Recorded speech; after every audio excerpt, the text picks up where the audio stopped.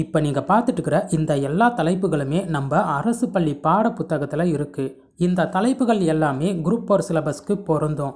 இந்த தலைப்புகளில் இருக்கிற எல்லா கணக்குகளுக்குமே நான் பதிலாக எழுதி பிடிஎஃப்பாக மாற்றிருக்கேன்.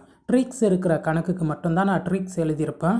பேலன்ஸ் எல்லாமே நேரடி முறையில் தான் பதிலாக எழுதியிருப்பேன். அதுக்காக எல்லா சம்ஸும் நேரடி முறையில் தான் இருக்கும்னு தப்பாக நினச்சிடாதீங்க.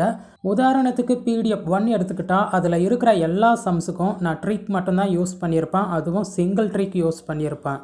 அடுத்தது எல்சிஎம் ஹெச்சிஎஃப் எடுத்துக்கிட்டால் 99% ட்ரிக் தான் நான் யூஸ் பண்ணியிருப்பேன் அந்த சம்ஸ்க்கு. அடுத்தது பர்சன்டேஜ் அப்புறம் கூட்டு வட்டி இதுக்கு மேக்ஸிமம் ட்ரிக் யூஸ் பண்ணியிருப்பேன். ஒரு சில சம்க்கு மட்டும் நேரடி முறையில் பதிலாக எழுதியிருப்பேன். தனி வட்டி எடுத்துக்கிட்டால் அதுக்கு ஃபார்முலா விட வேறு எந்த ஒரு மெத்தடும் ஈஸி இல்லை. அதனால் ஃபார்முலாவில் நான் பதில் எழுதியிருப்பேன். அளவியல் எடுத்துக்கிட்டால் எல்லாமே நேரடி முறையில் மட்டும்தான் நான் பதில் எழுதியிருப்பேன். காரணம் அதுக்கு ட்ரிக்கே இல்லை. இந்த மாதிரி என்னோடய பிடிஎஃப்பில் நிறைய ப்ளஸ் பாயிண்ட் இருக்குது. ஆனால் அதில் ஒரே ஒரு மைனஸ் பாயிண்ட் என்னன்னா நான் கையில் எழுதியிருப்பேன் எல்லாமே. அது மட்டும் இல்லை, பேஜஸ் அதிகமாக இருக்கும்.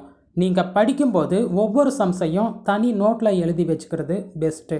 இந்த பிடிஎஃப்போட விலை 300 ரூபாய். வாட்ஸ்அப் வாங்க, உங்களுக்கான பிடிஎஃப்பை நான் அனுப்பி விடுறேன்.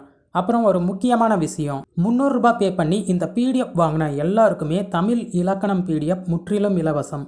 நீங்கள் பே பண்ணதுக்கான ஸ்க்ரீன்ஷாட்டை எனக்கு அனுப்புனீங்கன்னா தமிழ் இலக்கணம் பிடிஎஃப்பை நான் முற்றிலும் இலவசமாக உங்களுக்கு அனுப்பி வச்சிடுறேன்.